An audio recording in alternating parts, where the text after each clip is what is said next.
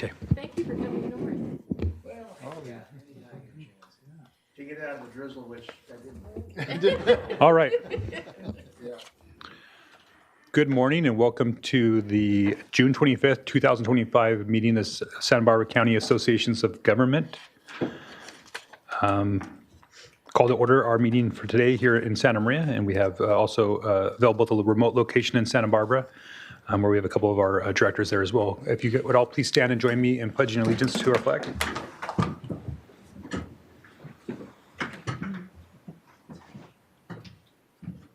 Ready, begin. I pledge allegiance to the flag of the United States of America and to the republic for which it stands, one nation, under God, indivisible, with liberty and justice for all. And I forgot roll call here, so Madam Clerk, will you please call the roll? Director Rouse, Director Perotti, Here. Director Patino, Here. Director Mosby, Director Mead, Here. Director Lee, Here. Here. Director Lavanino, Here. Director Julian, Here. Director Hartman, Here. Director Clark, Here. Director Capps absent, Director Brown, Here. and Chair Nelson. Here. All right, so let's see, 10 members, or what's that?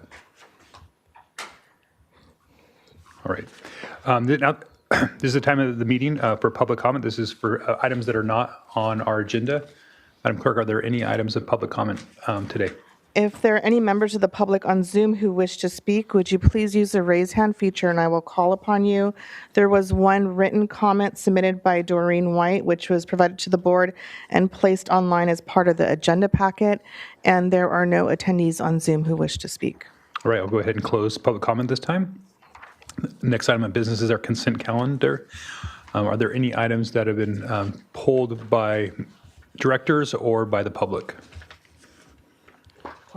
Okay, so we have 4C that's been pulled by Supervisor Lee. Are there any other items? Anybody up here? Are there any members of the public pulling any items? If there are any members of the public on Zoom who wish to speak to the consent calendar, would you please use the raise hand feature and I will call upon you. And there are no attendees who wish to speak. Okay, so this time we'll take a motion to approve the balance of the administrative agenda, which are the consent agenda. I believe that's A through T, 4A through T, with the exception of C, if I can get that motion. So moved. Second. Okay, got a motion by Santa Maria and a second by Guadalupe. Let's go ahead and get any further comment on that. Seeing none, there's no public comment on those items. Let's go ahead and get a roll call vote. Director Rouse, Aye. Director Perotti, Aye. Director Patino, Aye. Director Mosby, Director Mead, Aye, with the abstention of the minutes, since I was not at the last meeting, please. Director Lee, Aye. Director Lavanino, Director Julian, Aye. Director Hartman, Aye. Director Clark, Aye. Director Capps absent, Director Brown, and Chair Nelson. Aye. All in favor, except for the extension of the minutes. Perfect. All right, we'll go ahead and read item 4C into the record. Item 4C, Highway 101 Carpinteria to Santa Barbara, segments 4D and E, Public Information Services. All right, this item's been pulled by Director Lee. Yes. Thank you, Chair Capps. I was wondering, I want to ask Director Kearns to present on why we need to spend $715,000 on a PR firm. I'll bring Fred Luna of our staff to come up and answer that question. Thank you.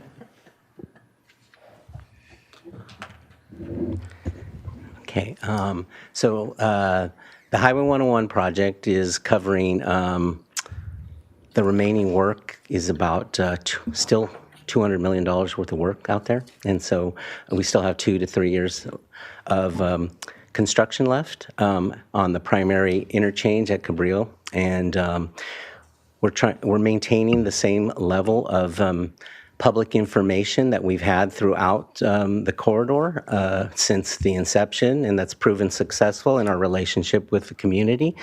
What we've actually done is actually try to be a bit more efficient with that number. If it sounds like there's a lot of inquiries that we field and working with the public and trying to be proactive to get the information out there to let people know about the detours. It's not always easy when you're closing ramps, and then you have to let them know and create the materials that adequately inform them. So that's the intent of what we're doing. What you'll see in the recommendation that's before the board right now is that we were actually spending at a much higher level, if you can believe that, and we're trying to reduce those costs because we're finishing the corridor.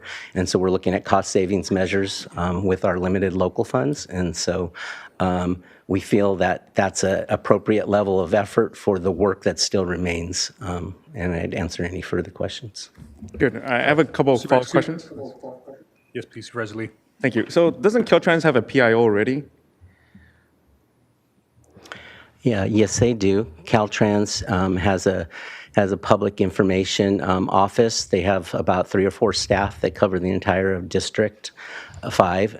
When we started the Highway 101 project, which is a very large project for the district, we reached an agreement, I would say, on how we were going to split services, and that it was important to be able to provide an adequate and a necessary level of service for the community to be able to convey the construction and for this. And it wasn't something that their office could handle to that degree. Okay, so you're saying their PIO cannot handle the PR needed, or can they? They have indicated that it's they cannot over the years, and I think it's something that based on the amount of materials and information that and other projects that the district handles across the entire all the way from Santa Barbara up to San Benito and Monterey counties. Okay, so the way I see it is this is a tremendous amount for PR that I feel we don't need, because everything's decided, everything's planned, that the community knows exactly what's happening. So to spend more money, $715,000 of it, for something that the community knows what's happening, I believe that money should go towards our local roads, north and south. So that's my questions for now. I want to see if any other directors have any questions or comments. Thank you. Thank you, Director Lee. Director Hartman.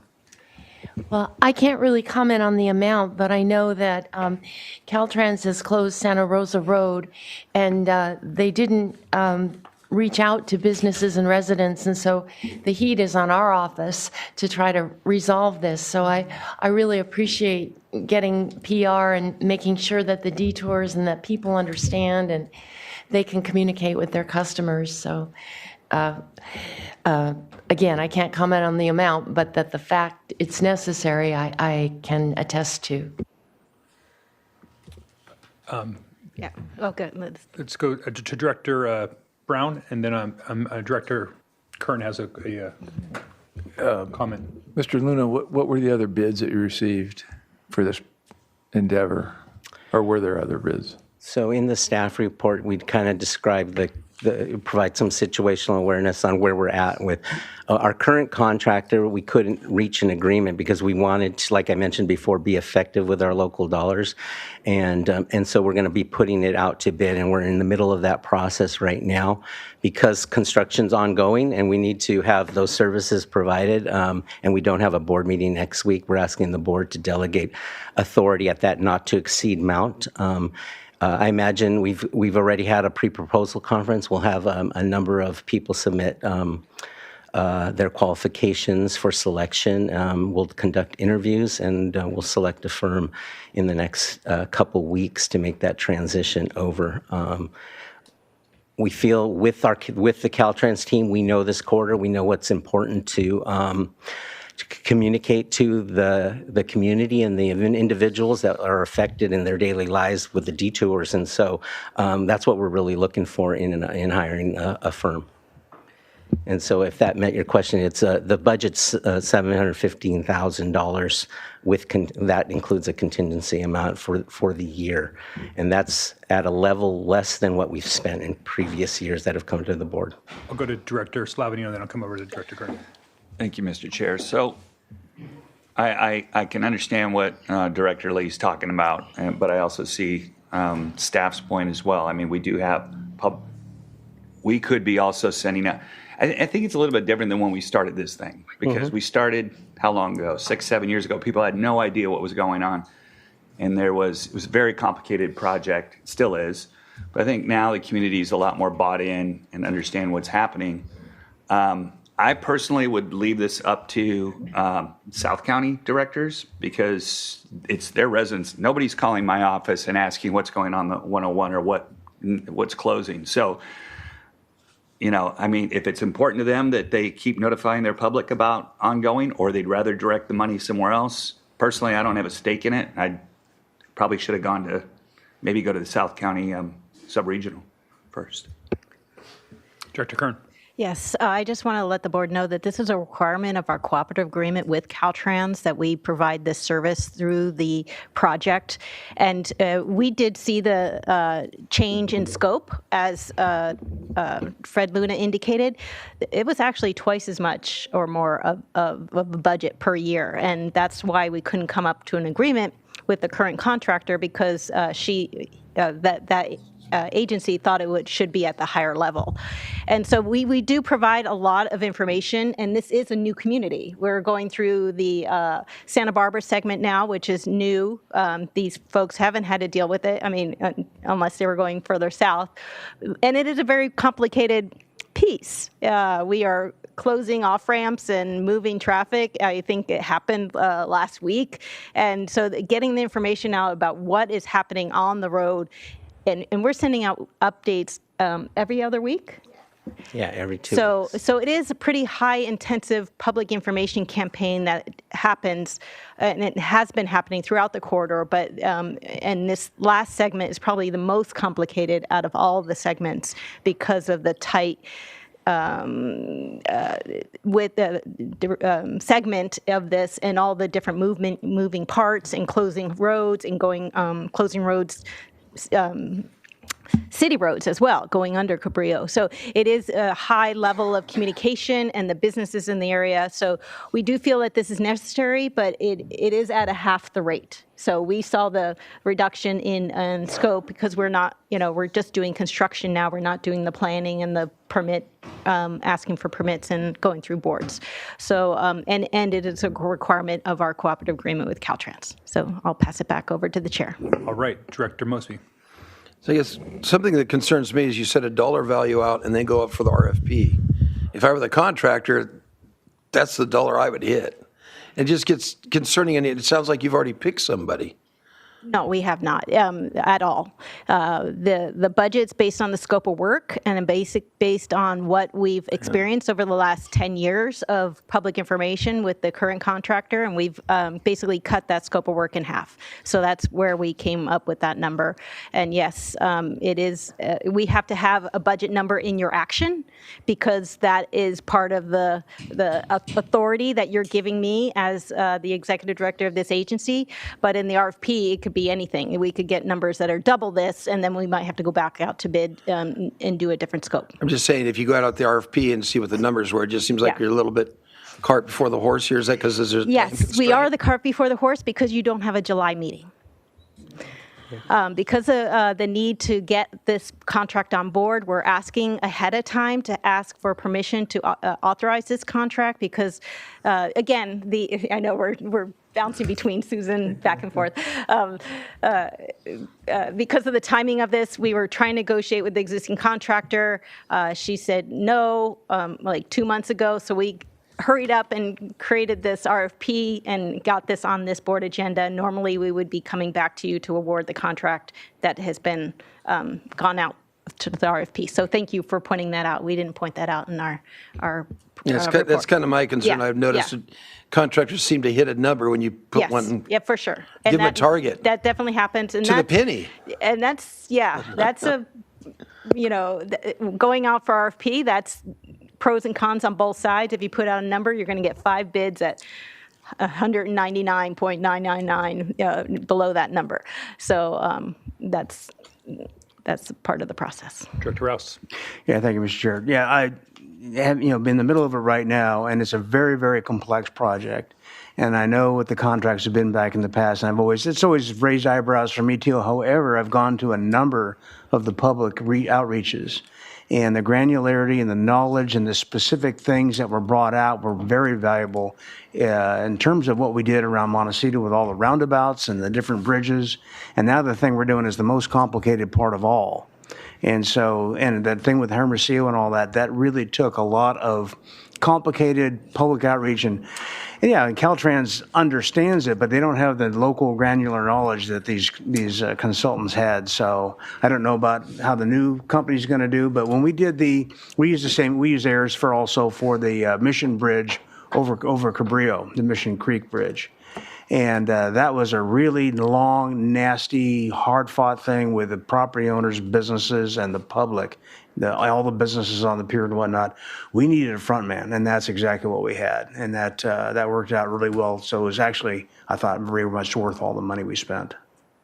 All right, other comments from different directors? I have a question, actually. I just wanted to ask a clarifying question. You said that this is a required agreement with Caltrans, so we have to hire a PIO, is what you're saying. So no matter what the number is, this contract is going to happen with someone. Okay, I just wanted to make sure I understood. Thank you. Good. All right, thank you, Director Chair Mead. Nelson? Yeah, I got a question real quick, Director Lee, Thank you. Please. before you hop back in, if that's okay.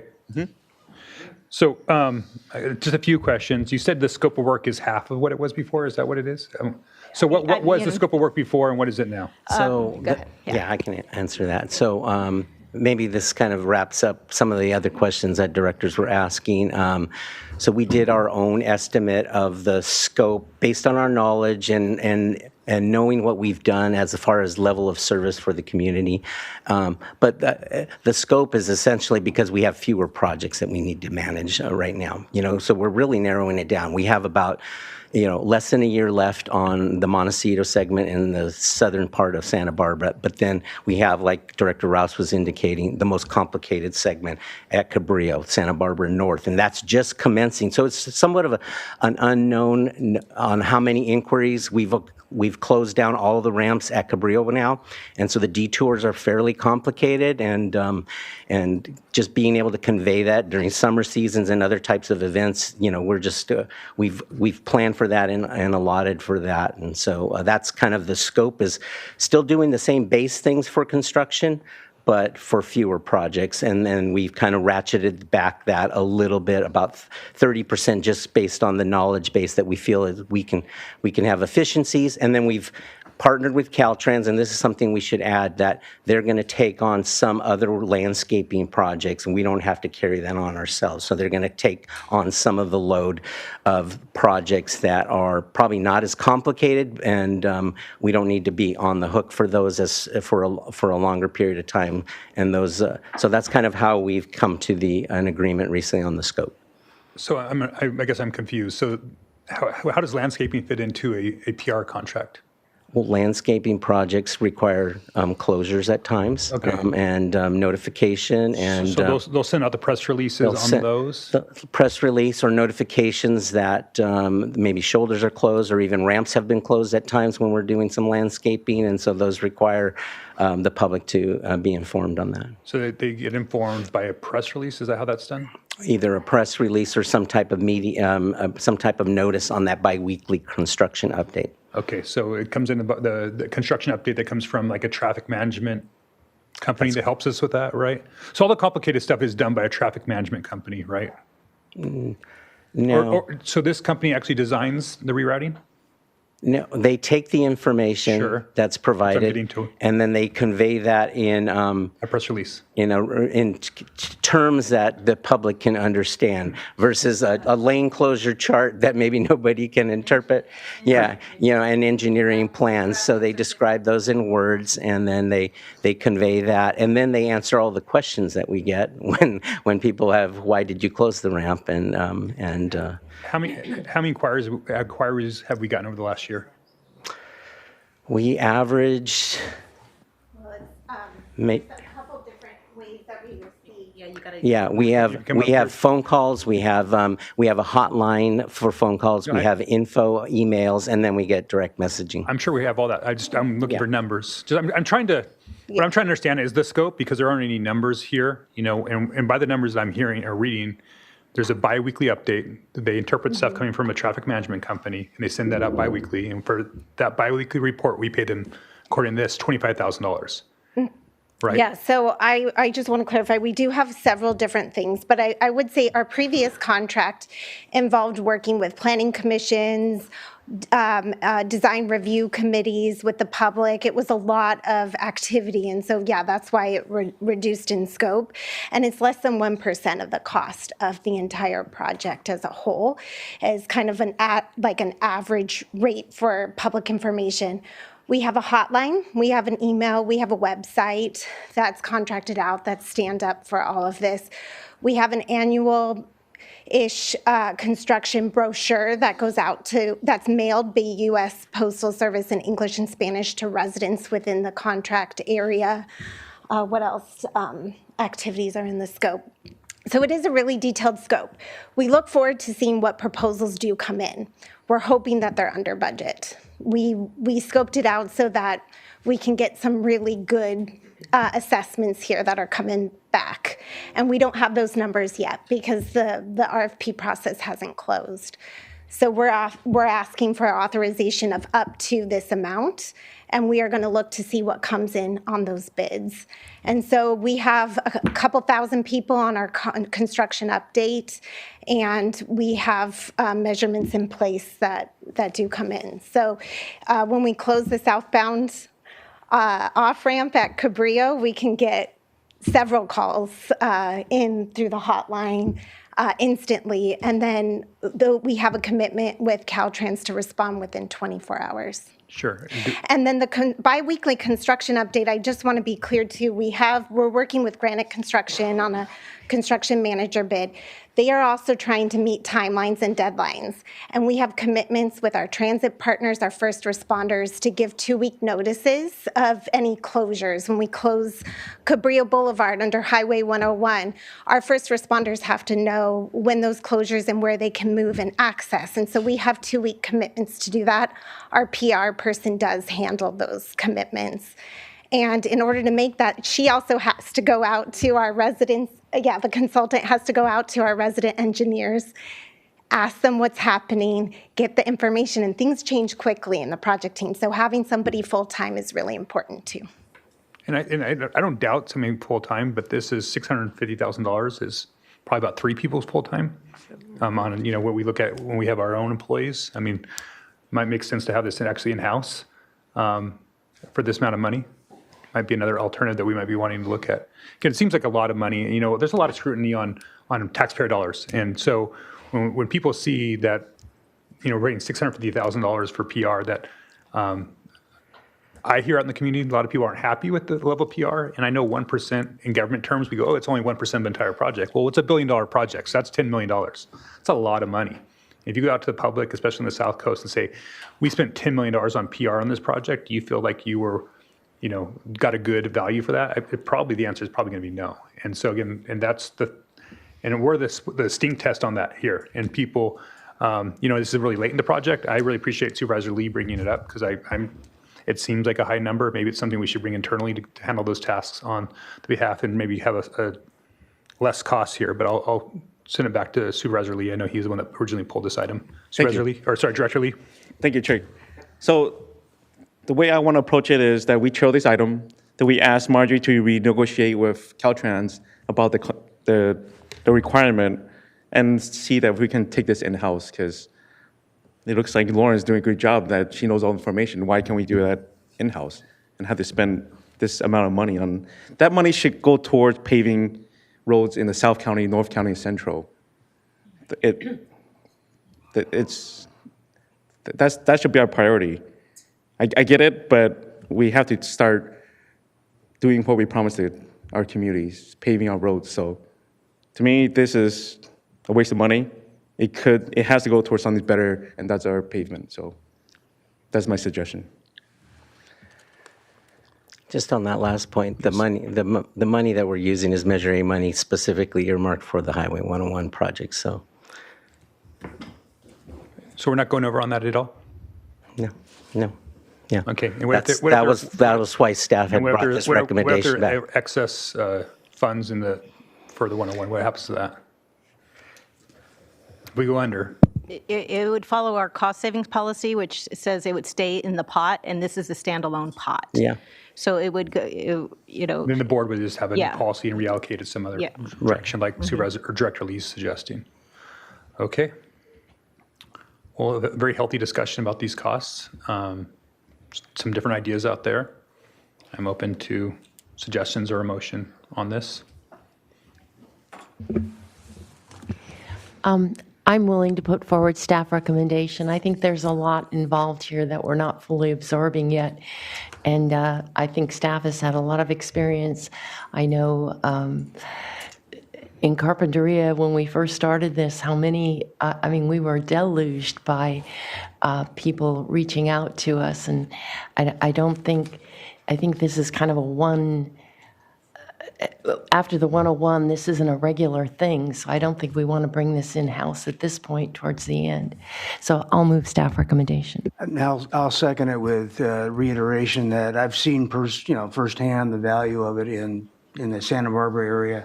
And if you guys remember what we went through with the roundabouts and the idea with the coastal development permits and the sound walls and all the things that have gone on in the past, having that front person that is absolutely informed but not actually out there with a hard hat on it was a very valuable thing for us. As I thought it was a lot of money at the time too, then I realized, no, I think we got a value for our dollar. All right, so I have a motion. Any further discussion on the motion out there? Well, I think it was a healthy debate about this. I'm not going to support the motion, but I appreciate Supervisor Lee bringing it up. I think that it's the scrutiny that we do receive on this type of stuff, and maybe it's late. Maybe we've probably approved bigger ones over the years past, but I really appreciate Director Lee's attention on this, because I do think that this is a lot of money, and that that members of the public out there want to see this money throughout the state of California and locally get deployed in a more efficient manner. And I think sometimes we get caught up and get used to things just being expensive. And that's why even just directing this to Director Kern, for her, she already understands what this looks like, I think. And so she's going to authorize something that I think the general public might think was gross, about the amount that we're paying for this type of stuff. And I think that that's unfortunate that we kind of get here with these types of deals. It seems like whenever somebody goes out for an RFP in the government, they add in a zero to their proposals, because they know that there's not as much scrutiny on these things, or that the people are just used to paying more. So understand why some people want to move forward, but I also understand the reason why maybe not. So I'll go ahead and call for the question, or roll call on the vote. Director Rouse? Aye. Director Perotti? Aye. Director Patino? Aye. Director Mosby? No. Director Mead? No. Director Lee? No. Director Lavanino? Aye. Director Julian? Aye. Director Hartman? Aye. Director Clark? No. Director Brown? Aye. And Chair Nelson. No.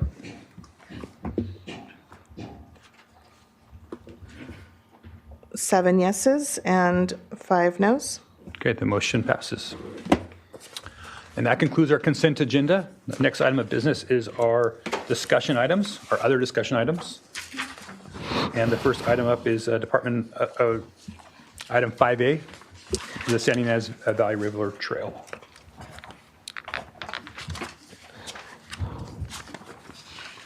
And the recommended action on that item is 1, receive a presentation from staff on startup activities related to the San Ynez Valley Trail project and the next steps in the coming months, particularly regarding public outreach opportunities. 2, approve and authorize the executive director to execute a memorandum of understanding similar to the attached and based upon review and approval by legal counsel with the San Ynez Band of Chumash Indians to receive funding awarded to SYBCI from the Federal Highway Administration in the amount of $1,426,000 from the Active Transportation Infrastructure Investment Program for the purposes on advancing work on the project 3, approve and authorize the executive director to execute an agreement similar to the attached and based on review and approval by legal counsel with the FHWA to be designated the primary recipient of the $1,426,000 in the ATIP funds and responsible for reporting and administrative requirements. 4, provide direction on the staff's proposal to use ATIP funding to advance key project work and augment the existing contract with SOMAS, which will be subject to future board action. That's a mouthful for an agenda item. Gosh. Are we done? Mr. Luna, please. Okay. I know, exactly. Thank you, Chair Nelson and board directors this morning. So I'm excited to be here to talk about the San Ynez Trail project. And it's something that we came in January. Mike Becker and Tom presented an item to get our contractor on board. And this is our first presentation and update to the board on the work that we've done to date. So we're hoping to both tell you what we've done, but also what's on the future as far as we're going to go out in this summer and launch this project formally to the public. And we've already gotten a lot of excitement about the project. We had a number of support letters that just came in, just seeing this. And the action is just kind of just getting started on the project, but we're happy to give you an update. This project is a collaboration at SBCAG. Once we were asked to take this over of our planning division, the project delivery division. So I from the project delivery division, and then Mike and Tom from the planning division, with Tom being the project manager. And Tom will collaborate with me on the presentation today. So our intent today is to kind of, for the board members that aren't that familiar with this project, just do a quick overview of the project description and then give the board an update on what we've accomplished over the last 6 months, but also talk about those planned activities that we have coming down the line. And then specifically the recommendations speak to an opportunity that's just come up as we're working through to bring some more money to this project regarding a Federal Highway Administration grant that was originally awarded to the San Ynez Chumash tribe, and now we're concluding that process to transfer that over to SBCAG as the primary recipient.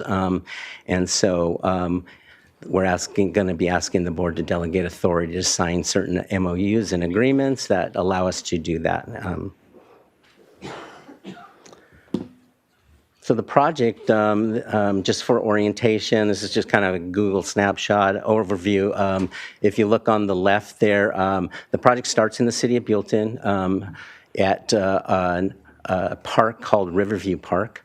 And it'll go in portions along the river or near the river, and then out towards the east, ultimately ending at the intersection or near the intersection of 246 and Highway 154. Approximately about 9 miles in length. And then I'll get into this in a little bit. We have funding for different components that has different scope associated. So that was part of our implementation strategy, structuring how we go about moving the project forward.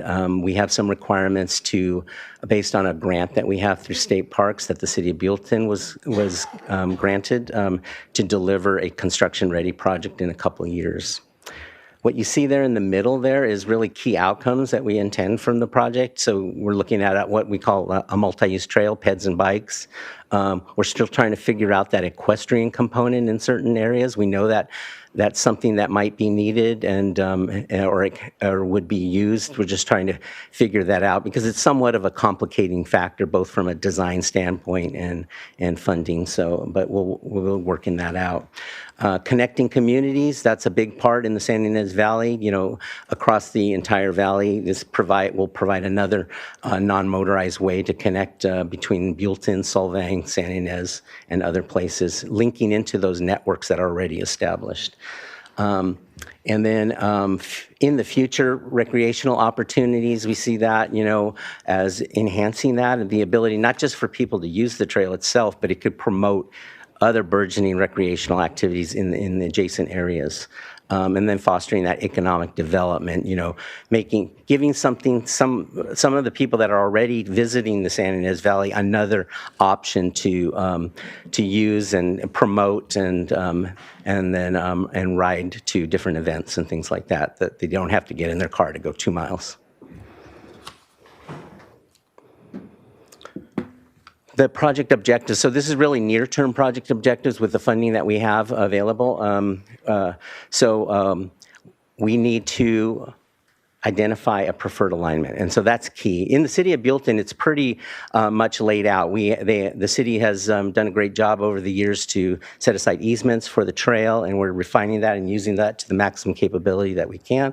But in other areas, it's a little bit less defined, and so that'll be part of our outreach process that will commence and really talk to the public and figure out which is the best alternatives for the remainder of the corridor. As you head further east, we're looking at areas that are either on tribal lands or on the state highway, working with Caltrans to make sure that we can accommodate those out to 154.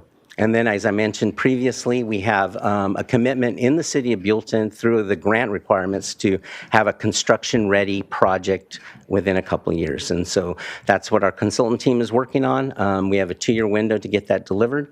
And then that'll put us in a good position to apply for active transportation program funds in 2028.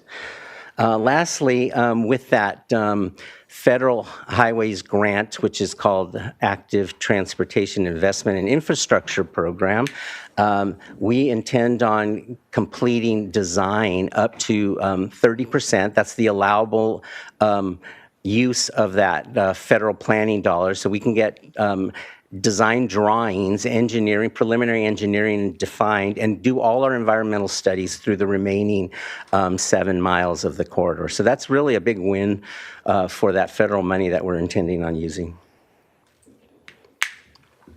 To manage the project, we've set it up to deliver into these 2 silos of working groups that we've set up, primarily kind of related to how the funding has come in, but also how we, the work products that we intend on accomplishing through each. And so I mentioned in the city of Buellton, that's defined as segment A right now. And we have a project development team comprised of the city and Caltrans and the county as well, because they're a neighboring agency and responsible agency to that, and then SBCAG leading that team. And so our objectives there are to finish that, like I mentioned before, a construction-ready document. So we're starting that alignment studies. We'll have environmental, and Tom will get into this as he goes through the schedule. We'll have environmental studies and then get into the detailed design all within the next year or so. On the right side, we have grant funding for planning. So we're going to be doing quite a bit of outreach. This is the areas where the alignment's not quite defined yet. And so we really need to go out and talk to the community and figure out which one is really endorsed by those community groups and stakeholders. We're working with both the city of Solvang, the county, and the tribe primarily. And then as we get further east, Caltrans. So I'll hand it over to Tom, and he'll really talk about how we're going to launch our engagement approach starting this summer. All right. Thank you, Fred. Good morning, Chair Nelson and directors. My name is Tom Vo from the Planning Division at SBCAG. In the next several slides, I'll be walking you through an update on the recent and upcoming activities with a focus on the public engagement. For a project as this scale and complexity, we have and will be engaging with many key stakeholders, interested parties, local partners, and most importantly, the residents through social media platforms and community events. We will also leverage other ongoing efforts, such as the county's recreation master plan, the Chumash development in Camp 4, the Highway 246 Alamo Pintado Creek Bridge Replacement Project, the City of Buellton General Plan update process, and Solvang Recreation Master Plan. By leveraging these efforts, it will help the project to identify and be consistent with potential access points, evacuation routes, or future active transportation projects. In terms of the recent activities, we started the project back in January with a consultant team led by SOMAS. Since then, we have accomplished a number of things, including the coordination and data collection with local partners to prep for the existing conditions and constraints analysis report. To support this effort, we have been doing site visits with local staff to better understand the physical conditions of the study area. We have also created a study area map to identify opportunities and constraints which will support the environmental analysis portion of the study. Through the working groups, we have developed the public engagement plan, as this is a living document. And last but not least, working closely with the Chumash and Federal Highway Administration on the federal grant that Fred just mentioned. On top of that, we have been meeting with various stakeholders and providing updates to local jurisdictions as requested.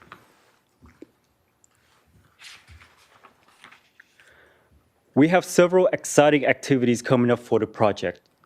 This slide provides a high-level schedule of the major activities from now until next year. Since the segment within the city of Bilton is more defined, most activities will be focused on the segment within Bilton. There are 3 key takeaways from this schedule. First, we will start the public engagement process next month.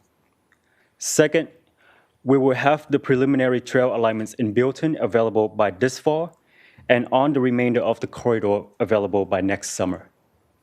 And third, we will start the environmental analysis and design work on the Bilton segment this fall.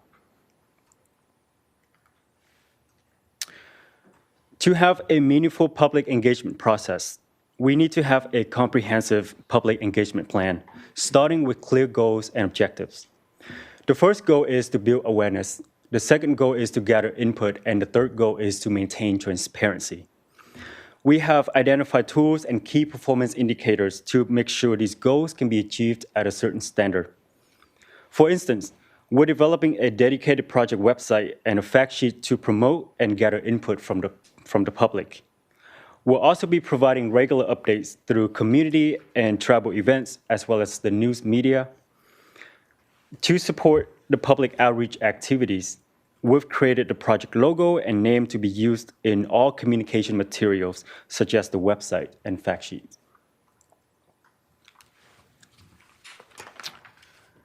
Here are some major public events we have identified for the rest of the year, such as the Solvang Danish Days in the summer, the Chumash Intertribal Powwow in the fall, and the Bilton Winterfest in the winter.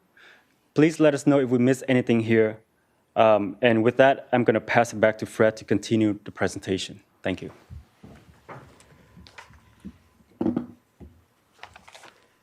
Okay, I'll just bring it home. We just have a few more slides. So our intent here was to describe, and as I mentioned earlier, the way we're implementing this project in different segments. So based on either the community or the funding that we have, really makes sense. You can see on the left there, segment A, I mentioned that earlier, is the city of Bilton.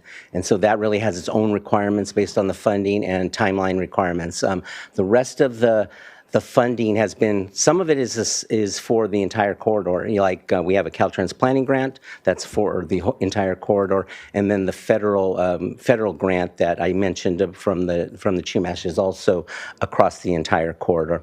And so trying to fit how the funding fits with the scope that we're trying to get done has been kind of a little puzzle for us, but we're glad to do that.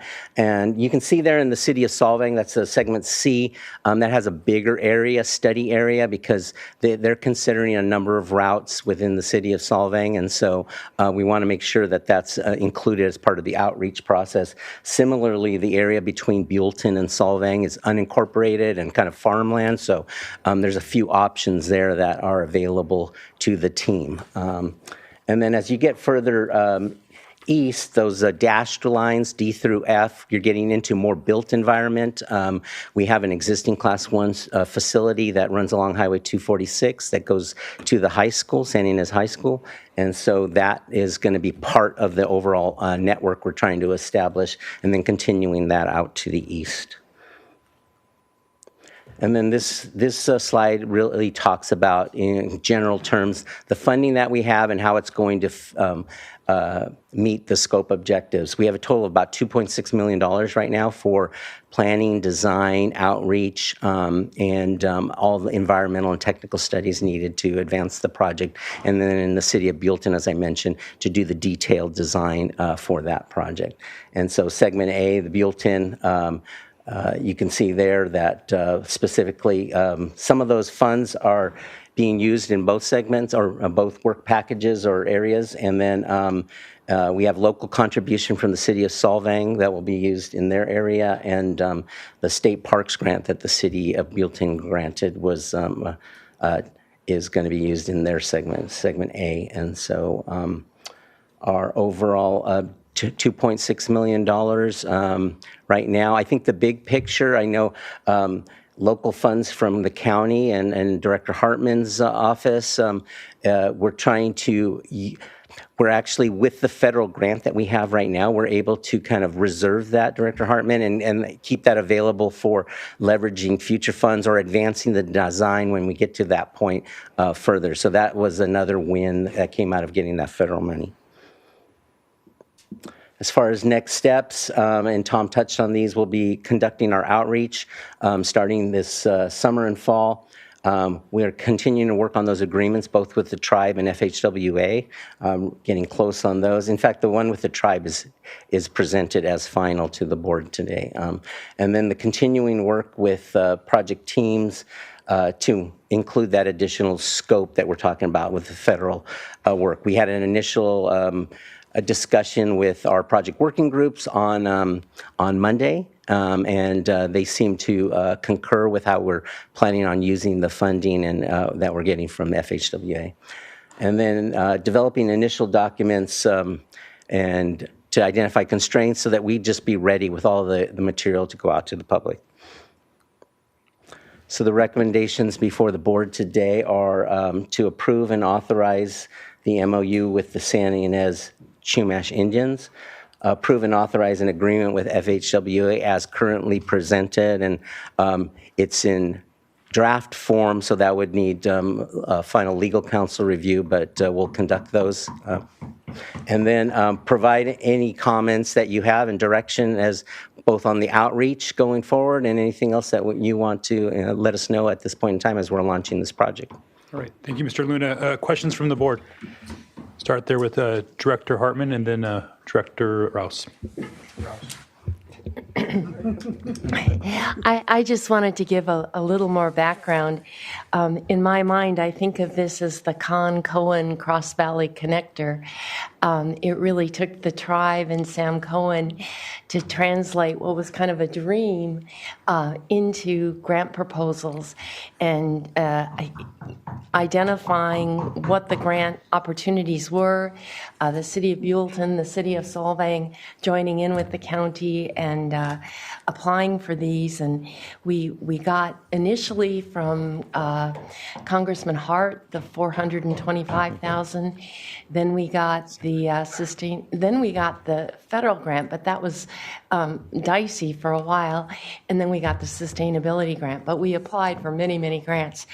And as I say, it's kind of like the dog that caught the car. What were we going to do with it? Because we couldn't implement it.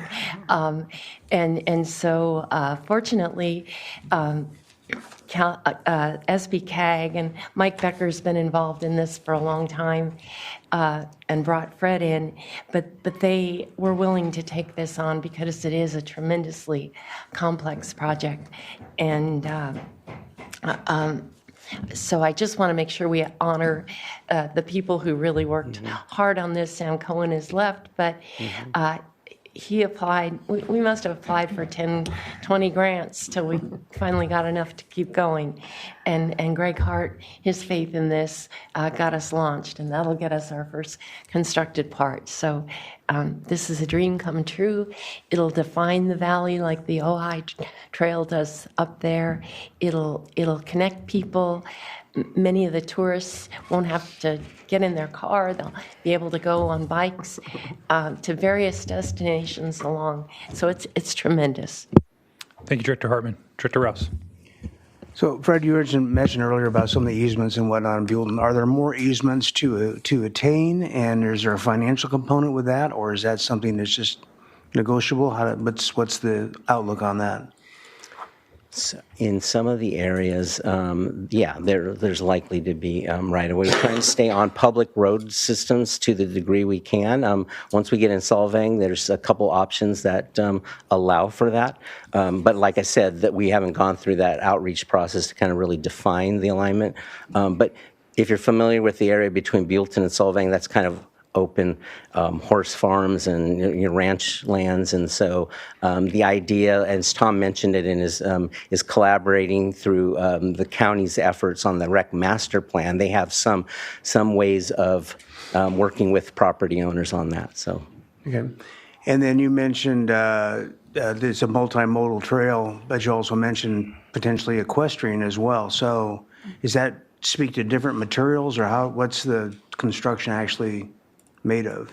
Yeah, that's part of the issue, is that equestrian's usually like softer material, native ground, or even some type of straw or something like that. And so that's hard to maintain, hard to maybe even not able to get certain type of funding, for that component. And so that'll be what we need to look at exactly. Because I would say you're talking about bicycles and whatnot, so it'd be with some kind of hardscape and then something that would be a horse trail. Yeah, Director Hartman referenced the Ojai Trail, and that is a hard surface separated by a soft surface, and they have some railing there. And so, but in general, you hear from equestrians that they don't like to be in proximate vicinity with bikes. And so, that's something that is really prominent about the outreach that we're going to be doing with the equestrian community. Really see if they desire a linear trail, or do they just want access to the river. Right now, that's how they use the area. Thank you. All right. Director Brown, then Director Prodi. Thank you, Chair. Mr. Luna, it's kind of important to know that site or segment D is pretty much completed with regard, because you called it class 1? Yeah, there's a existing class 1 bikeway that from Alamo Pintado Road out to St. Anne's High School. Yeah. Yeah. Will that also require additional environmental studies and things of that nature? Or? We haven't done that, but I imagine we'll do a screening level document that'll indicate there are portions by the high school that need to be somewhat completed, and we have to make sure that the connections work. I mean, that's going to be a key connection at Alamo Pintado and 246, and how peds and bikes, and whether there's any subtle improvements, I'll just put it that way, that are needed to modify that intersection. So, but I can't see, based on your assessment as well, is that that'll be a very intensive environmental effort. Yeah. Okay. I also wanted to share with the board that Solvang, we're trying to decide which windmill we want to go by. So it's not we can't come with, and there's a lot of moving parts going on in Solvang right now with vacating the 246 and a few other things, and potential urban growth boundary modifications. So anyway, but I'm sure that this is something that we would like to see through our community, and we'll work to that endeavor. Thank you. Thank you. Thank you, Director Brown. Director Prodi. Thank you, Chair. Well, this is exciting, being a longtime advocate for all modes of transportation, and having this trail finally actually looking at being done and completed. And it's great to see so many letters of support as well.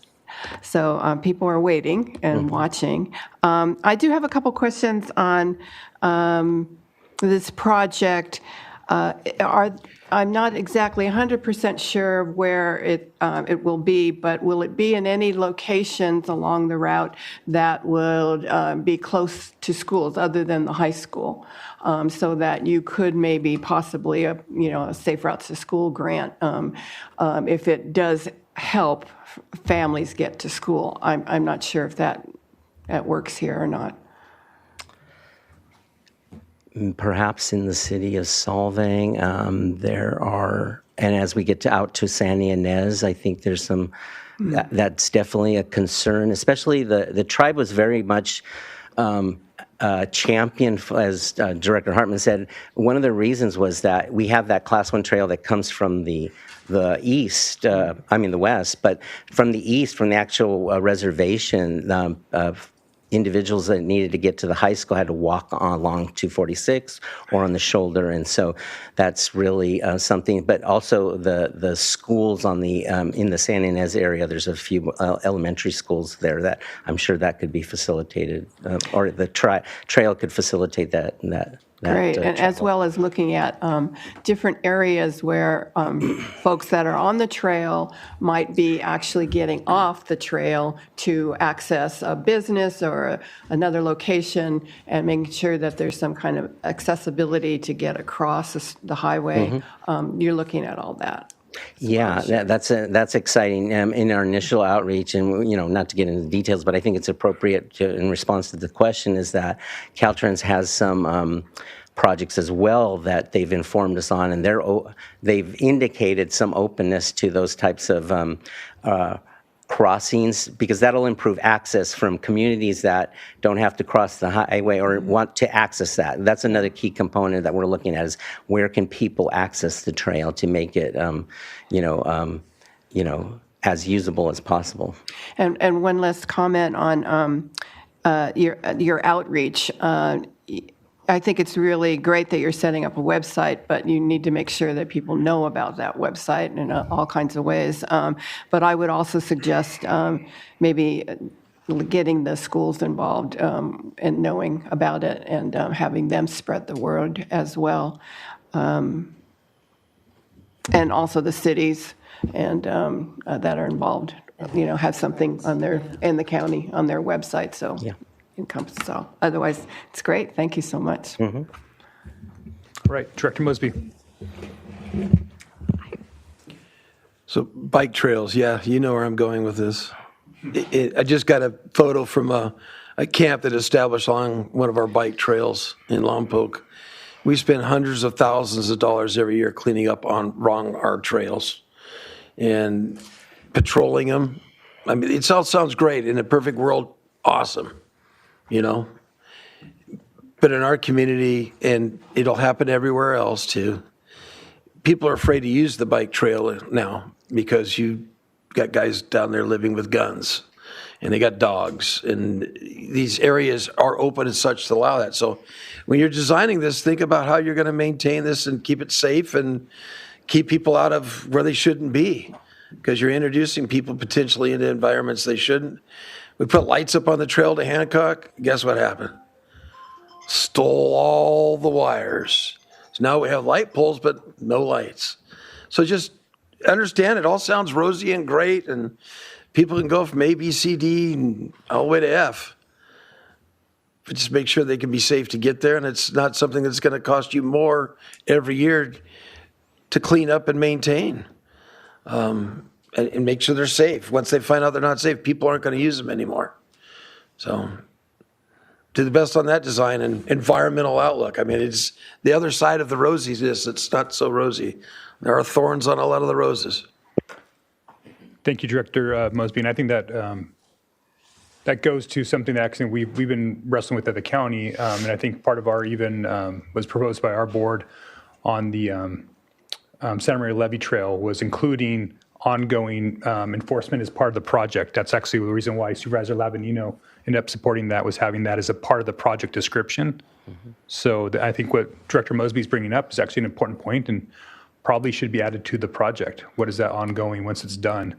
Maintenance and patrols, or whatever that enforcement looks like. That should probably be something that's considered as the project description moving forward. So Supervisor Lavanino, do you want to speak to that a little bit? Yeah, I think for a project this size of the Santa Maria River Levee Trail, where you're talking, like on that one, it's 9 miles.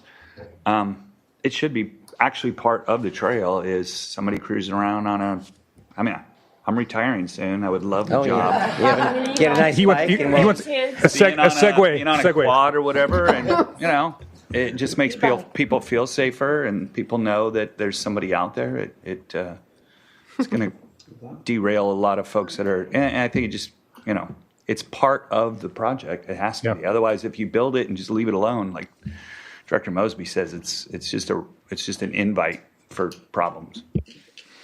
Right. I've got another question, but I saw Director Hartman probably wants to speak to this. So, did you? Sure. I just wanted to say the Buellton section is informal trails already that people use, equestrians, hikers. I don't know that I've seen bikes down there. It's really the section between Buellton and Solving that still has to be figured out. But there are property owners who are quite eager to get some benefit if they will give an easement. Some have even said they're willing to construct the trail by their property. So, and then the Solving part will be probably more urban, although we hope we can go by the Mission Trail there. Right. That would be more beautiful. And then the existing Class 1 trail, it probably has to go along the highway 246 out to 154. So different segments have different issues, but the least urban sections already are trails, just not formalized. Thank you, Director Hartman. Director Muse, you want to make a comment? Yeah, I want to let you jump in. This is partly to your district. Yes, thank you so much. I appreciate all the concern that you're bringing up about safety and patrols. That's very appreciated, and I will take that back to my council and our staff as well. But I just wanted to say, as someone who's generally new to the Valley, something like this I know has been in the works for a very, very long time. And I just wanted to thank the staff, thank Supervisor Hartman, Greg Hart, the tribe, all of the county directors here, Mayor Brown. I really appreciate, this is something that, as someone who's very new to government, you think is never going to happen. And that's probably how you felt when this first started. So I just appreciate all the support, and I'm very excited that Buellton basically gets to kick off this trail. I also just met with our planning department the other day, and because of this trail, they've been very conscientious about getting easements as new developments and new properties have coming in. So I wanted to recognize their hard work and effort, because without those easements, this trail can't be built. And so I feel like I'm getting the party and didn't have to do any of the planning. So I appreciate that very much from all of you, and I'm very excited to move forward with this, and I'm very grateful to the tribe for their cooperation on this, as well as the county, as well as the city of Solvang. I think this is going to be great, and the county as well for these like unincorporated areas. So talk about a group effort, right? Usually group projects don't go well, and this one really, you all have come together to make this very a fruitful project, and I'm very excited to see how it comes to fruition. So I just wanted to say thank you to all of you for your hard work and efforts. Appreciate it. Thank you, Director Mead. Welcome to the party. Oh, thank you. I love the invitation. My question actually comes after the last item we just had on engagement. This seems like a lot more robust engagement than even that we're going to have to be doing it over there at the 101 for 1 year. So what does it cost on this for engagement here? Yeah, when I saw that slide, I was thinking about you. Knew it was coming. Yeah, so some of it's required as part of our planning effort. So in your grant, you have to meet a certain type of engagement outreach, so in order to get a Caltrans planning grant, you're required. And in this particular case, when we really don't have defined alternatives, and there's been some controversy in the past about through studies, I think it's well worth going out and telling people that, now we have funding to move this forward, and so we need to make decisions, and so which is going to work best, and so that's really going to require a concerted effort on that. So what are we the money? What are we budgeting? Dollars, I care about the money. Yeah, what are we budgeting for this? I think it's about, I'm just shooting off, about $200,000 to $300,000 of the total. So that's about 10% of the 2.6. Why don't we go back and hire that person to go do? Because they do it at a cheaper rate. Well, it's a lot different work. It's actually 10% of the total, what Yeah, we're doing right now. it's 10% of So it's the a little total different. grant versus 1% of the construction work. Yeah, we really should get away from using percentages of projects for outreach costs, guys. I mean, that's a really bad metrics. It's horrible. It should be time and material, basically, is what the cost should be. And I think it is. It's just a way of understanding. But like I said, we had that conversation. You guys need to make sure you guys squeeze that down to something that's more appropriate and not a gift of public funds to some of these contractors. All right, Supervisor Hartman. Yeah, just wanted to put a flag on one other issue, and that is we hope that you will be exploring, at least through solving, whether this could be an alternative evacuation route in some way. That typically hasn't happened with trails, but solving is in really dire strait if there's a fire, and how you can just be stuck on 246 with nowhere to go. So we're trying to explore that. Again, it would be the first of its kind that I know of, but it would go a long way to generating more public support in solving. All right, thank you, Director Hartman. Are there any comments down in Santa Barbara, Director Lee or Director Clark? No? All right. Okay, I'm sorry. Do we have any public comment on this item? If there are any members of the public on Zoom who wish to speak, would you please use the raise hand feature and I will call upon you. I will note there were 11 written comments received, and they were provided to the board and incorporated into the record. And there are no attendees on Zoom who wish to speak on this. My apologies. There is someone in Santa Barbara. We have a request to speak from Move Santa Barbara, Sarah Iaroni. All right.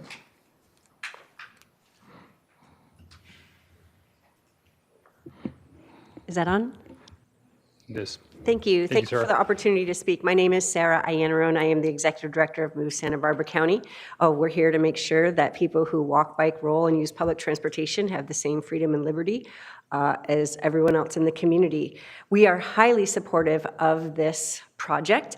We want to thank the tribe for their investment. They've been leading this work for millennia across this land, and no one builds these projects better than them, so we're grateful for their investment. And thanks to our regional governance, because at the end of the day, these multi-stakeholder processes are complex, and SBCAG's work with the tribe to pull us all together on this, I think, is incredibly powerful and is going to get us through this project.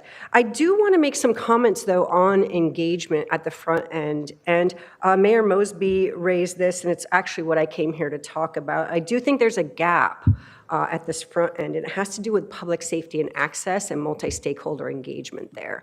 What we're seeing in this sector of active transportation is increasing demand and competitiveness on these multi-use pathways as community needs are increasingly complex. We have public safety issues, ADA issues. We need to bring law enforcement, business, tourism, e-mobility. There's a lot of talk about e-bikes and e-conveyances, climate mitigation, intense weather like shade or rain that we need to control for, and personal safety along these pathways. And in fact, we need to get this stakeholder engagement right on the front end so that the money that we use toward the design and construction can mitigate the concerns of the community. So we'd like to see something like a public safety and access stakeholder working group that helped bring all the various groups together, including law enforcement, including people who bike, to talk about this from the very front end so that we have these relationships, we have these lines of communication open, and then those can help us maintain the pathways in good condition. Because honestly, Mayor Mosby is right that if we don't have these plans in place and these agreements in place about maintenance after we build, if certain segments of the population can't use them, whether that's a mom with a stroller or someone with a walker or someone with an e-bike trying to commute to work, our investment is not the highest and best use that it could be. I also think we want to make sure that we are budgeting for this. Oftentimes we think about construction as the end of the project, but this ongoing maintenance and public safety concerns in ways that are equitable and accessible is something we need to think about. So we wanted to express our strong and ongoing support for this project. Thank everybody who's gotten us to this place and let you know that we're willing to be engaged partners for the foreseeable future, especially for some of this hard work, making sure that the designs and the execution of this project are sustainable for all users well into the future. Thanks again for all of your contributions, and we'll see you along the path. All right, thank you very much for that public comment. So that concludes public comment? That concludes public comment. All right, back to the board. Any further questions for staff on this? Seeing none, anybody like to make a motion? Director Mead? Yeah. I would like to make a motion to approve the recommended items 1 through 4 on item 5A, the Santa Ynez Valley River Trail, please. Okay, motion from Director Mead, and do we have a second? I'll second. Second for Director Hartman. Any further discussion on the motion? Seeing none, can we do a roll call vote? Director Rouse? Aye. Director Perotti? Aye. Director Patino? Aye. Director Mosby? Aye. Director Mead? Aye. Director Lee? Aye. Director Lavanino? Aye. Director Julian? Aye. Director Hartman? Aye. Director Clark? Aye. Director Capps absent. Director Brown? Aye. And Chair Nelson. Aye. And motion passes. All right, excellent. Next item of business is item 5B. Madam Clerk, will you please read that item into the record? Item 5B, 2025-2060 RTP SCS Regional Growth Forecast Estimates. Recommended action, approve the 2025-2060 RTP SCS Regional Growth Forecast Estimates. Welcome, Mr. Vo. All right. Good morning again, Chair Nelson and directors. Tom Vo here from the Planning Division at SBCAG. While to get the presentation loaded.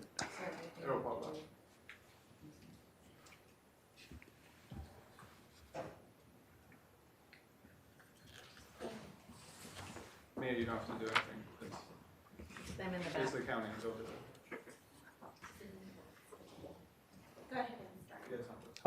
Okay, sorry about that. We're just gonna start. Today, Mia and I will be walking you through the final regional growth forecast that will support the next, the development of the next regional transportation plan and sustainable community strategy. This is a long-range plan for the region that gets updated every 4 years. Before we start, I just wanted to use this opportunity to recognize your staff for working with us on this project over the last year.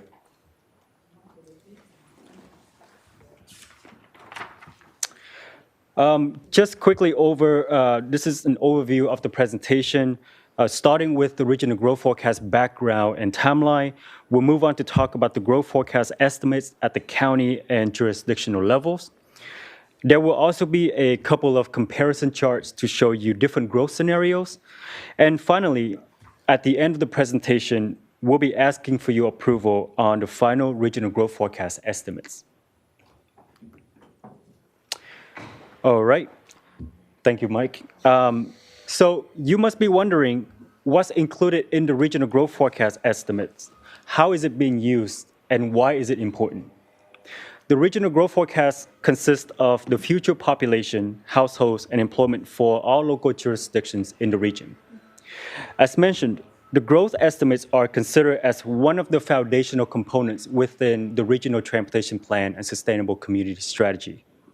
Specifically, these numbers will go into the land use and transportation demand models to generate different regional performance indicators, such as traffic volumes, transportation modes, trip types, and so forth.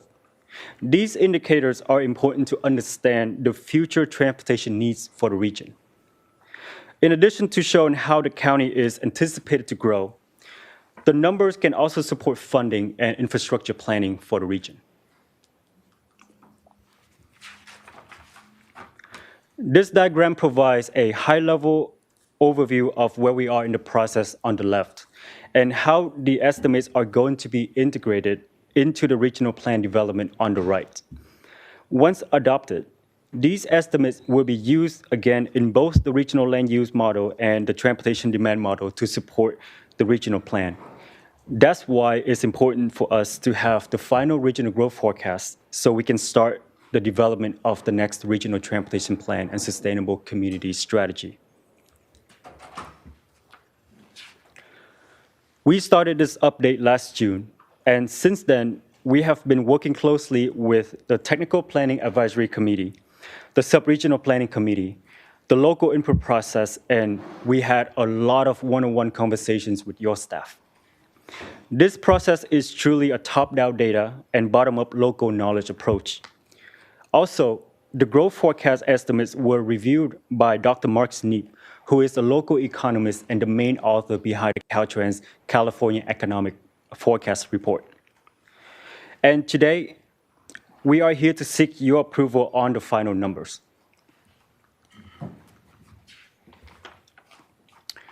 Now we can start focusing on the regional growth forecast estimates.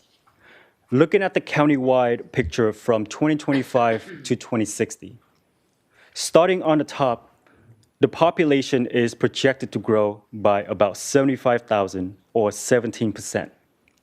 Households grow by roughly 38,000 or 25% at the bottom. And employment grows by about 48,000 or 21% in the middle. Overall, the growth projections are lower compared to the previous decades due to the anticipated changes in demographic factors. How do these estimates look at the jurisdictional level? With that, I will pass it on to Mia to go over the subregional growth forecasts, growth comparisons, and staff recommendations. Thank you.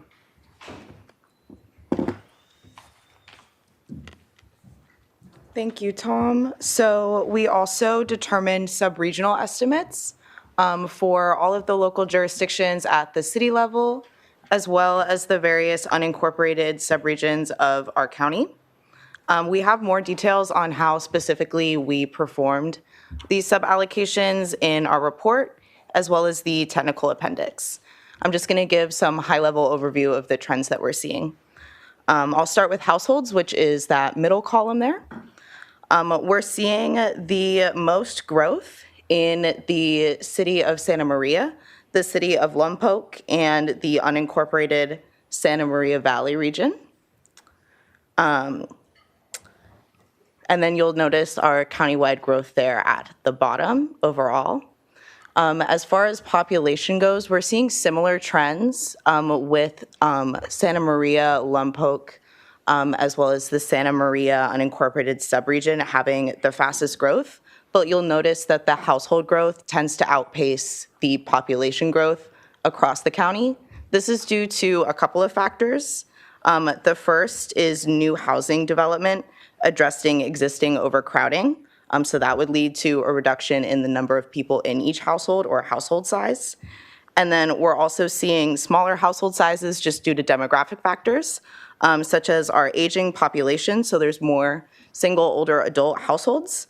And we're also seeing just smaller family sizes and folks having less children overall. And so that's how you can sort of have these household increases that don't necessarily lead to a significant population increase. For employment over there on the right, we are projecting jobs to remain concentrated in the South Coast, which is the current trend. But you'll notice there's also quite significant employment growth in several of the North County cities.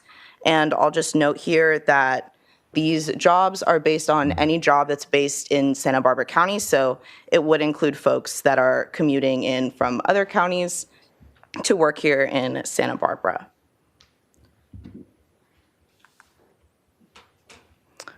Just to put things in perspective with some comparisons, the estimates I just showed and that we're seeking approval on today are displayed there in the orange. Our previous regional growth forecast, which was done in 2019, is that top line with the red dots. And then that green line that you'll see on the bottom is our estimates prior to that local input process where we worked with local staff to input the planned employment and housing projects. So you'll see that the estimates that we're seeking approval on today in orange are about, by 2050, 30,000 higher than the DOF estimates, which is about 7%. But they're about 10,000 less than the 2019 projections. And a big part of that is due to the 2019 projections being pre-COVID. And then the DOF-based projections don't necessarily have the same level of local detail and knowledge on development projects. And then for households, by 2050, that gap is about 15,000 households or 9%, and still 5,000 units lower than the 2019 growth forecast.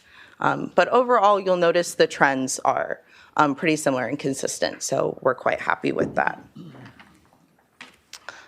For employment estimates, once again, we see similar trends as compared to our 2019 forecast, just a slightly lower projection amount post-COVID. And for employment, we were also able to project by industry. We have that data available at the sub-regional and city levels as well. So compared to the 2019 forecast, as far as the employment sectors go, you'll notice that we're projecting more healthcare and education jobs. This is largely due to our aging population through 2060. And you'll notice that there's also a larger allocation of farm jobs. This has proved to be a very stable and fast-growing industry in our county post-COVID. So today we're seeking approval on these regional growth forecast estimates of population, households, and employment for use in the 2029 Regional Transportation Plan and Sustainable Community Strategy. And with that, we can take any questions you may have. All right, questions from the board. Director Brown, then Director Mosby. Thank you for putting all this together. I'm curious of the multiple models that you used, what do you have a confidence score for these final numbers? Confidence score. Yeah. Question. The answer is yes and no. So the confidence score that we have is, so Director Brown, so I mentioned that throughout the process, we use the authoritative sources from the Department of Finance, and every year they have a very robust model, and it's called the traditional cohort component models, looking at specifically demographic factors such as what Mia mentioned earlier, fertility, mortality, migration, and so forth.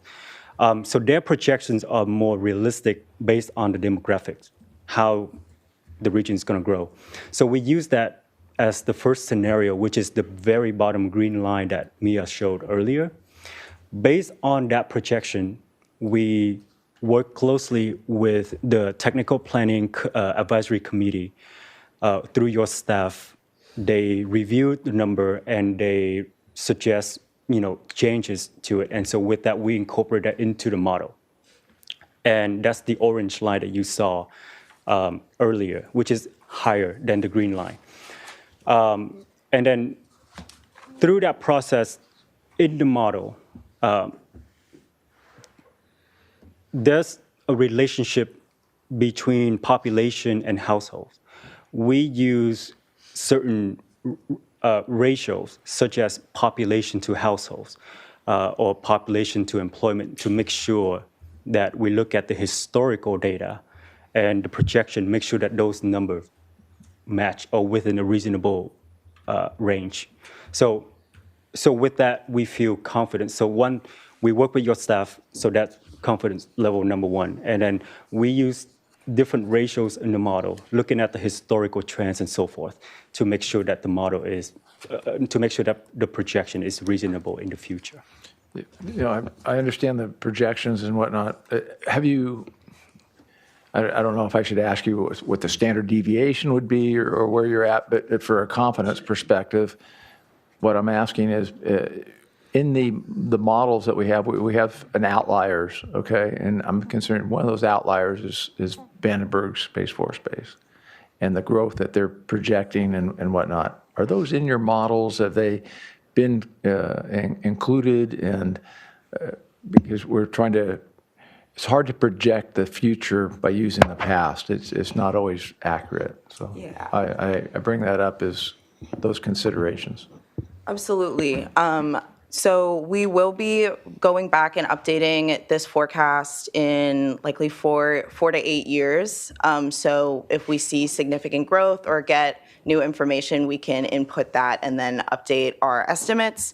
And I will say for employment, they're based off of a countywide data set that we purchased. And so it basically tracks employers to the exact location. So we have a pretty good estimate of countywide jobs projected through 2060 that comes from our statewide authoritative sources. So it's highly correlated, as well as we have really good data on jobs in 2024 and where they were in the county, which is reflected in this forecast. All right, thank you, Director Brown. Director Mosby. Yeah, just looking at some of the graphs and stuff, and they don't even align what we're doing with our arena, or even currently right now what we are constructing in the town. So it's just, I don't know how, maybe these were aged numbers that you were looking at, but I mean, the base has been advertising that there are 10,000 plus jobs coming to the base. We're feeling it in town already with SpaceX and the others and the demand. And the complexity of this is that the numbers that are used here are the numbers they use there, the numbers they use there. We try to leverage the number of the reality, and then I try to bring reality to groups like LAFCO, and they go, well, that's not true because look at this. So it's like, I talked to my staff, and they're like, well, what numbers are you using? We're using the numbers that we get from SBCAG. Then I hear you're getting the numbers you're getting from staff. And we have this circle, and I finally break it down. We're getting numbers from 2010. I'm like, you guys clue in. Because this is an important document that's used in a lot of different ways. And it's happening at the base. There's 10,000 jobs coming plus. And the secondary and tertiary jobs are compounded on top of that. And they're going to go somewhere. And if we don't do it right, the pressures are going to be such. And you think housing is expensive now. Wait till you have 15,000 more people, families looking for housing, and see what happens. So I don't know. Maybe you can answer, is it just antiquated? Is it something just, hey, be patient, in 4 years we'll go back or what? Director Mosby, a forecast is a forecast. It's never going to be 100% accurate. We do the best we can. I will say, related to Lompoc, if you look at the historical trend line for Lompoc, it significantly changes with this forecast based off of that data. And a lot of that input came from your staff. That there is more development coming to the city of Lompoc and the Lompoc Valley based off of what's happening on Vandenberg, and that's reflected in this forecast. I don't see it in here. I'm just looking right here on the one page right here. You're showing, 25 to 30 on your, whatever page number I'm on here, 42 of 73. And I'm looking at here, you're showing nothing going on. I've got 500 houses being built or being started right now, and you're showing nothing for 5 years. So I'm just saying the numbers aren't reflecting. Other communities, I don't know what you guys got going on, but it's definitely not reflecting what's going on in the community of Lompoc. And I'm sure Santa Maria as well, because you guys are getting in Orcutt too. You guys are getting the push as well. And if we're not going to address what's happening, I don't know why we're putting together a report that's not addressing what's happening. Right. To defend the process, the cities of Lompoc and the city of Santa Maria are the two that, through the local input process, where we spoke with the community development departments, considering all the projects that are in the pipeline and expected, those are the two cities that increased the most in terms of future population and households. I'm going to tell you right now that these numbers are way off. Okay. So I got a question. I think it wasn't explained here. What do we do with all this? What does this all mean? I think that's something that you need to kind of get back to. What all these numbers, let's say we adopt this, we adopt the higher number, a lower number, we adopt this number.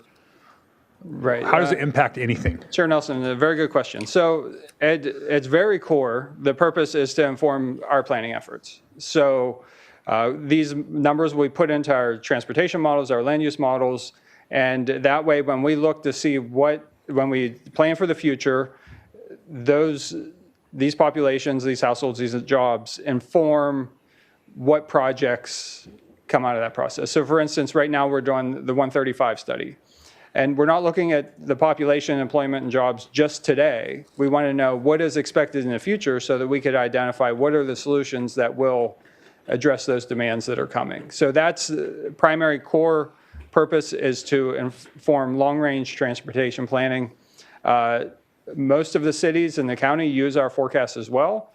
They're not required to. They can use whatever they want. However, this is a very thorough process. The state does, as Tom and Mia mentioned, prepare a county-wide forecast through the Department of Finance that's based more on demographics. They don't go to the individual jurisdictional level, so we use that as a baseline and build upon it based off of the local knowledge of, just last night I heard the county has 5,000 units in the planning pipeline in the unincorporated county. So, it's those types of projects that then kind of are added on to what will they produce in terms of households and jobs and population into the future. But ultimately, the primary purpose is to inform long-range transportation planning. So it prioritizes how we do investments and the size of those investments on transportation projects. So, like, for instance, our model, as Tom or Mia mentioned, when we run the model, we'll start the Lompoc Valley study, we'll have the future, the model will show what are the future transportation demands, the trips that these forecasted populations show into the future. So then you need to build out what the capacity. Right. So you need to add an extra lane, you need to add another intersection, you need to add, those are types of things that come from this. Yes. So for instance, if you just ran a model based off the existing population in the Lompoc Valley, it may show that a certain improvement is not necessary. However, based off of what you're forecasting for down the road, say, oh, you got a problem that's coming here. What can we do to start looking to address that before it happens? So for us as decision makers, we want more robust infrastructure. We want a higher forecast. Right. But you don't want to overbuild either. No, I understand. So I get it too. I mean, the conversation we had earlier too, so this forecast is, what I've seen here in SBCAG is we've always tend to go higher than what is actually happening. So this is a little lower than last cycle's forecast, but it's much higher than Department of Finance. And so it is a truth checking. It's ambitious. It's ambitious. So let's yes. And we were tracking more on the Department of Finance. Yes. Projections. Yes. So yeah, we are more closer, than our trends are closer to the Department of Finance. So I'm concerned about and you have problems everywhere, you can't solve anything, but when you prioritize your problems, if you're more accurate, then you can prioritize your funding to address those problems more efficiently. Okay, the next piece of this that I think is important for everybody is how does this impact RENA? Because I think that's something that we all want to understand better, because we don't necessarily want to artificially adopt higher numbers and then force the state to force more housing on us. I think we want to adopt the number that gives us the most amount of flexibility, because remember, RENA is just a floor. We can all do more. But we don't want the state necessarily telling us, you have to zone these amount of units. We want to have that autonomy within our own jurisdictions. Yeah. So Chair Nelson, two things I'll touch on as related to RENA. So first, when the RENA process starts, the Department of Housing and Community Development works with us to determine what is the regional need for housing to the end of the RENA planning period. So for instance, in the sixth cycle, we were looking out to 2031. And the first step in that process is what's your future population? So as a baseline, HCD uses Department of Finance. If a regional forecast is within 1.5% of the Department of Finance, they'll consider that reasonable. And then you can have discussions to use your local forecast. We're well beyond that. We're outside of that range. So in all likelihood, I don't want to guarantee anything, but I would put high odds that it's going to use, the HCD will use the Department of Finance. They used Department of Finance in the last cycle. I'm not aware of other regions that didn't use Department of Finance. So that is the first part. So the region-wide housing number will be based off of Department of Finance. Number two. So it doesn't matter what we do today for that purpose. Right. Okay, just clarifying. Number two, after we receive a number, actually we could start before that, through this board will ultimately approve a methodology for how that region-wide housing number gets distributed or allocated to each city and the unincorporated county. And there are a variety of ways to do that. We have to seek to address 5 objectives that are defined in statute in that process, but how we get to that is completely open.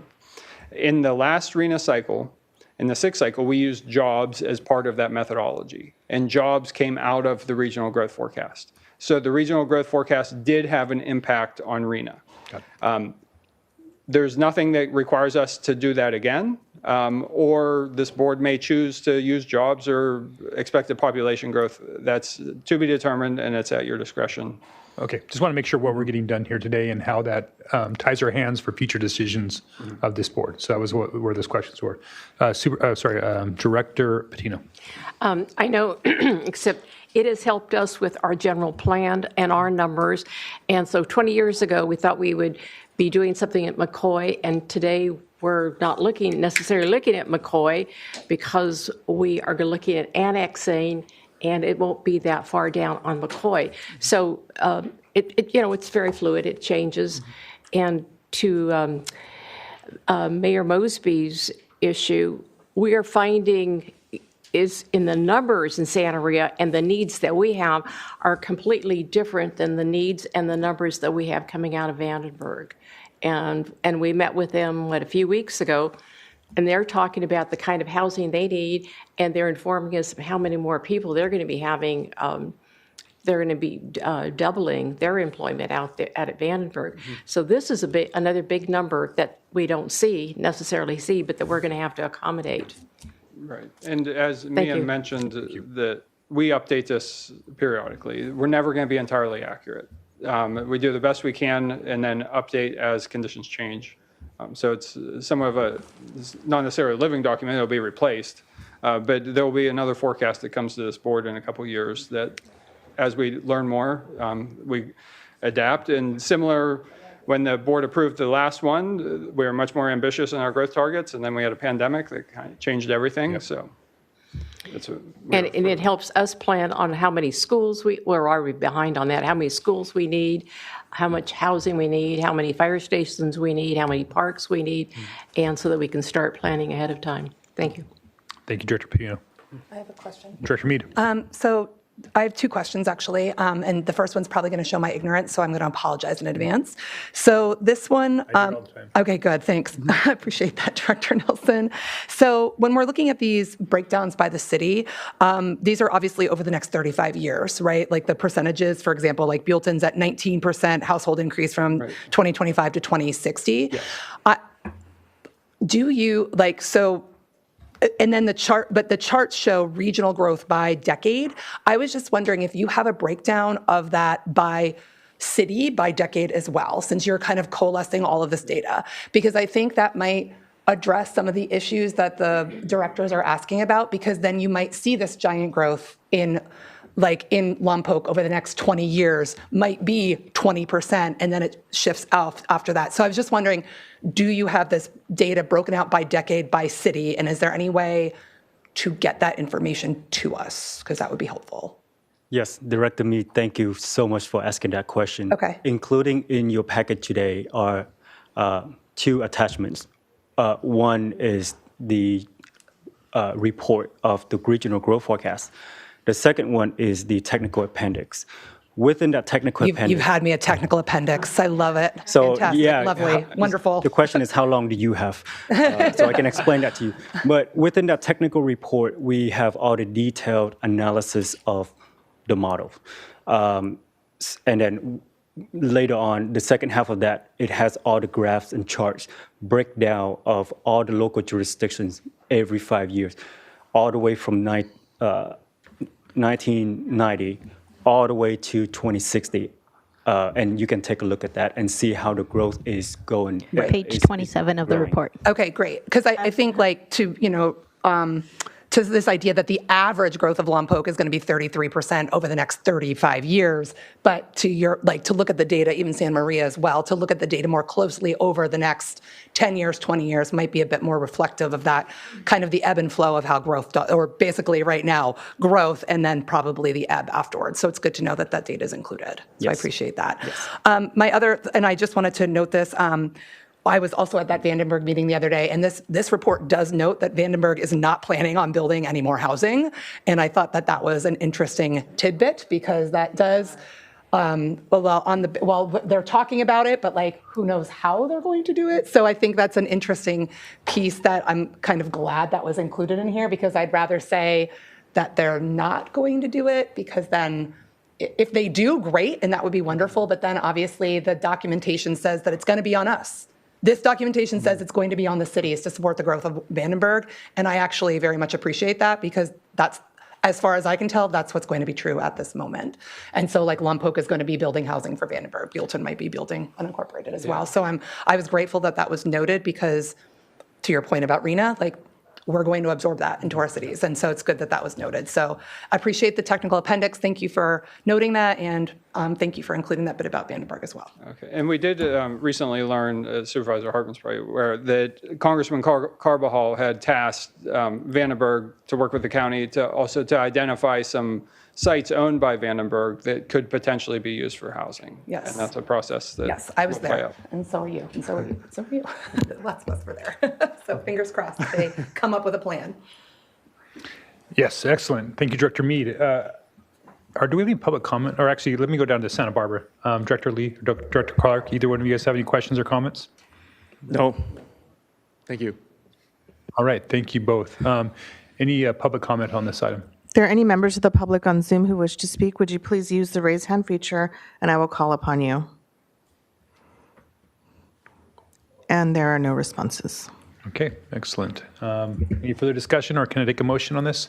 Director Mosby? Yeah, I appreciate your report. Don't get me wrong. I like numbers, but the numbers are just not representing. And I don't know, maybe because you had the point of time a year or two ago, but they're not representing what we know is happening at Vandenberg. And I get it. I understand your shot of time that you're doing, but they're off by significant magnitudes. And it is what I find it ends up happening as at LAFCO meetings when they use RENA as overriding considerations of findings of facts to convert ag land because of the demand of RENA. And then when we see numbers like this that can be used against us and say, well, you don't need an annex. Look right here. This is what this document says, SBCAG.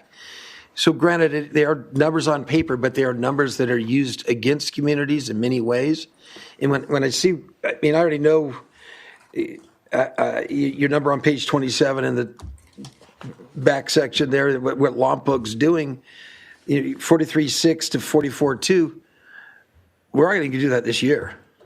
We're going to surpass that this year in population growth. So I see the number is just so far off. And I don't know, does it take that long to correct numbers or data? Or, the state, we know the state, they could take 10 years to figure something out, right? No, and except for Caltrans. You guys do a good job. If something Not get comes carried along that away here. is worthy of amending this, we're happy to do that. Okay, I appreciate you guys' work and effort, but I just can't support the numbers are off so much. I would look like a fool if I approved something like this. Director Lavigno. Yeah, things change. Everybody here is getting all hyped up on Vandenberg. I am as well. We've gone through this before where everybody got hyped about Vandenberg, and that's how we ended up with Tanglewood being out in the middle of nowhere with nothing around it. We built a bunch of houses. Vandenberg decided they had other priorities and went elsewhere. And so this is a planning document and I get that you're not going to support it, and that's fine, but there's a lot of variables. We're talking about building a whole city outside of between Orchid and Los Alamos. I'm sure that's not Solomon Hills. That's probably not in the report. It's a 20-year project. Yeah, 20-year project by itself. I hear, and maybe it's because I've seen what it's done in the past, but a lot of hype about Vandenberg, and I'm excited about it. But, kind of believe it when I see it, when everything happens, and I know they've invested hundreds of millions of dollars. That's this administration. Next administration come along and decide they're not interested and something else happens. So we've seen this yo-yo before. I think more than anybody else, Lompoc's probably gone up and down with how the base reacts. And so, it's a planning document. Thank you, Supervisor Director Lavigno. Director Mosby. In response to that, I understand, but we know new information that's coming along. And if they're using data and forecasting, these are numbers that are out there already. And Lompoc was 5,000, and the base came along, rose to 25,000 in 5 years. And I've been on the roller coaster and seen the roller coaster.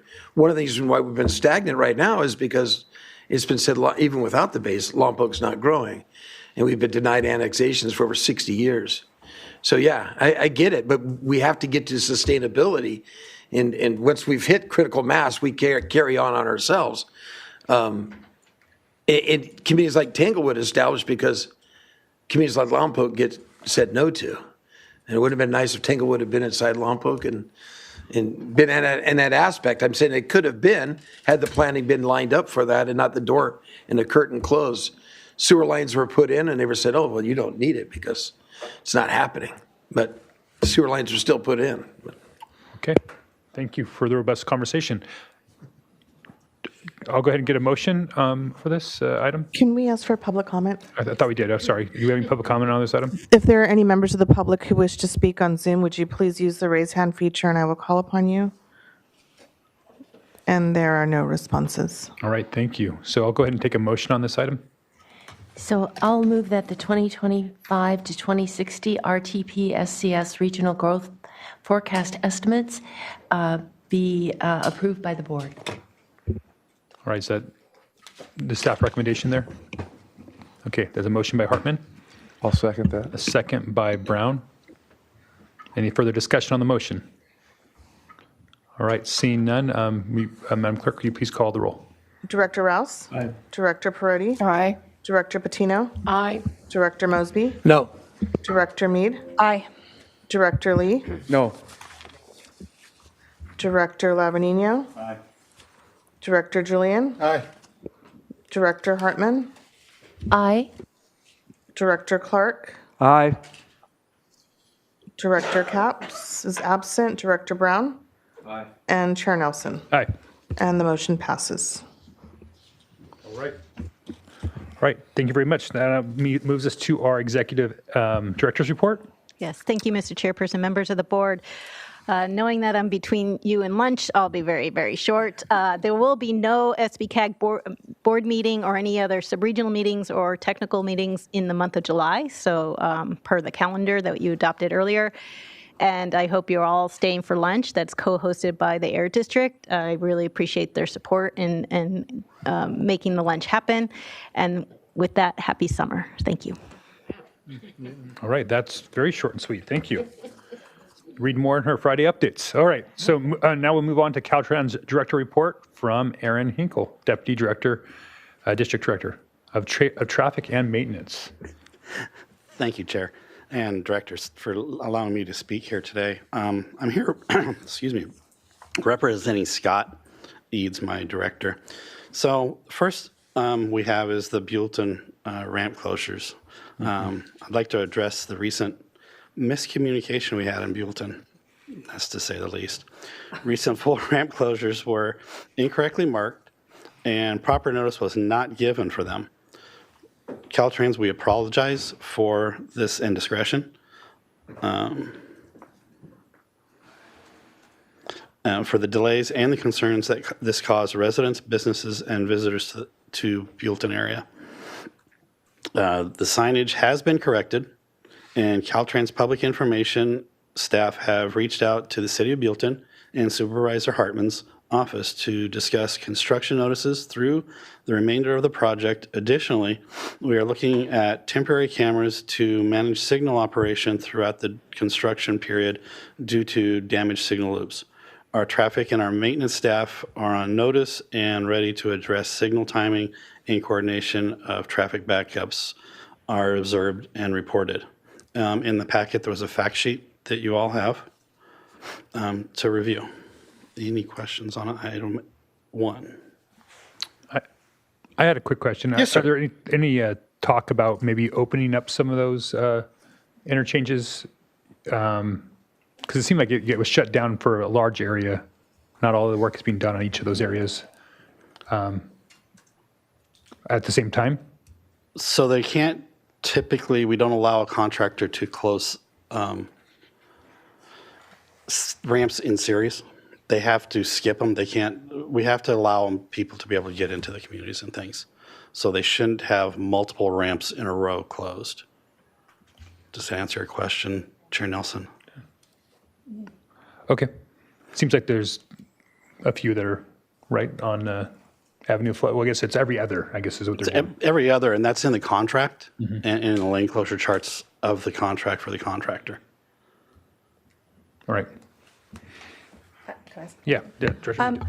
I just want to make sure. So it's my understanding that this project will be done like mid-August and the ramps will be open by then. I just wanted to get an update on, is that still the plan? Like, how are we doing on that? Is that not true? Either way. I haven't heard any changes to the schedule. Okay, well, that's good. But we can get back to you as we know more information. Great, because right now, like the understanding is the ramps will be open mid-August, and if that changes, the sooner we know and the sooner we can let the public know, the better off we will all be. So that'd be great. Thank you. Understood. No, we will definitely convey that kind of information to y'all. Okay, great. Thank you. Director Hartman. Well, I just wanted to thank Caltrans for responding to our frantic outreach. Sometimes government agencies don't admit when there was a mistake. So we really appreciate that, this didn't work quite as we hoped, and we're fixing it. So thank you. Appreciate it, ma'am. All right. Director Julian. Yeah, I just wanted to, in our last council meeting, there was some concerns brought up about what's happening with the ADA and the cement and the closures of, not so much closures, but the work that's happening in Guadalupe. And I asked Marge to basically send two individuals that forgot what Caltrans had brought to Guadalupe to propose the plans, and you spent SBCAG and Caltrans staff went to Guadalupe to explain the process along Highway 1 in Guadalupe. And Finn James actually responded yesterday, if not before, with data in terms of schematics, in terms of what it's going to look like. So all that information has been submitted to the Guadalupe Business Association, which is new.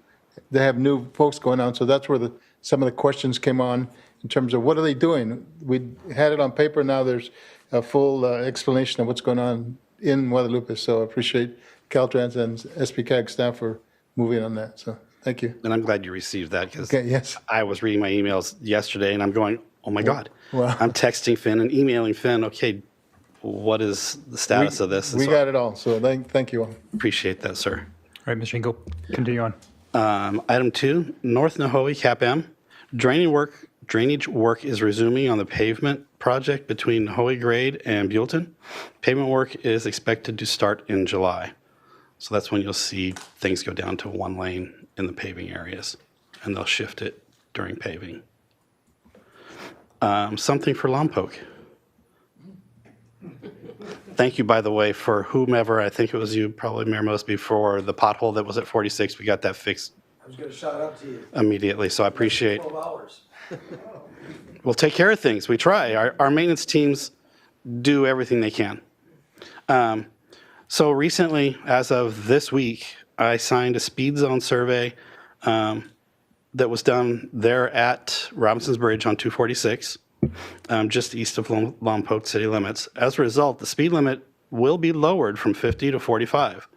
The signs are currently being ordered and will be installed once received. There's about a 3-month or so delay, but this is good news. And with the safety roundabout project that will be going in as well in the near future, having the speeds down for the pedestrians and everything else will be good. And this is ahead of the bridge. And so the bridge design will still be able to move forward. Director Mosby, of course. Of course. That's good news because I tried due to the shelter a long time ago to get it reduced. We got it from 55 to 50, and I was trying to get it to 45 now. So I'm glad that the stats showed to 45, and saving a couple of lives would be awesome. But I do appreciate the pothole. I mean, like I said, within 12 hours, I think everything's patched. But I did have one question for you relating to some signage, and I don't know why we're having difficulty. They're saying, staff is saying Caltrans, and I don't know. We have to post some on the highway with regards to parking rules that we have in the city, and they're saying that Caltrans won't respond back to them. I'm like, well, maybe you didn't ask them because they respond pretty fast when I ask them. So if you could look into that on something with RV parking and stuff, they said that they'd trying to get your approval to post some signs and they're not getting anywhere. If it's on the state right of way, the city would need to pass some ordinance. We already did that. If you forward that to me, I'm currently in transition, so Okay. My office chief is retiring as of tomorrow. And so I can work with my staff to see what can be done and what we're not able to do. Okay. So And thank you as well for the response on the cameras, because I mentioned about cameras for the bridge as well, and reach out to Caltrans, and I'll see if the city can't do something as well. But they've been a number of bodies they found below that bridge. It'd be kind of nice to know what's going on. Understood. But if you send me an email directly, I'll be able to take a look at that then, Mayor Mosby. Right. Is that it, Ms. Rincon? That's it, sir. I understand that we have public comment on Caltrans report. There's a request to speak from Megan Dietenhofer. If you can please unmute yourself. Hi, thank you. This is Megan Dietenhofer, staff for Supervisor Hartman. And one of the constituents that is a business on Santa Rosa Road wondered, and I thought I would take this opportunity to ask on their behalf, if a sign stating business is open during construction could be placed at the nearest, especially southbound opportunity to exit to access Santa Rosa Road? We can look into that. Right. Okay. Thank you. Thank you. All right. Does that conclude Caltrans report? Yes, sir. Thank right. you, Chair Nelson. Thank you. Now we'll go on to our committee reports and go to Director Patino for CalCog board meeting update. And I have Maura, if you could get that for me, please. Yes, CalCog met on June 3rd. In addition to their meeting, they also had a legislative day where they were speaking to state representatives about the issues. The major issue was the SB 1087, which is the legislation on SB 375, which is very near and dear to SBCAG, because we've also done a white paper on changes to 375 and where we can go moving forward. So CalCog is very engaged on that issue, and it's a hot topic at the board meetings as well as the staff level. And that legislation is moving through the process, and it's getting changed as we speak, unfortunately, in the wrong direction than our position. So we're going to give an update on that as we move forward. Other than that, on the agenda, they gave it a state legislative update as well as a federal reauthorization update, and we're on board with CalCog in their positions on both of those items. And that is all I have for that report. All right. Thank you, Director Patino and Director Kern. I will give a brief update on CalVans. We had our meeting on June 11th. We continue to make some fiscal changes as we move from one exec director to the next, and we're trying to right the ship here. We've definitely had some challenges, especially with gas prices increasing. But harvest season is picking up, and we're getting more and more vans out there to move ag workers throughout the state of California. And we're also hoping in the state budget that we get our Prop 4 allocation that was set aside for us, which could help for our long-term solvency, as well as our efforts to deploy electric vans where appropriate. So that's what's going on with CalVans. And that takes us to Director Perotti for an update on Losan. Okay, I'm going to try and be brief here as well. But I will mention that on Monday, June 8th, the Losan outreach team, along with staff from Losan, did host a community outreach meeting to the folks in Montecito, who there are several issues of concern with the Ortega siding project. So the outreach team came out and heard their questions. It was a very passionate group. I did attend that meeting, and the outreach team will get back to them with their questions that they asked. And right now, that project is 30% in design. It's not, a lot of questions they could not answer.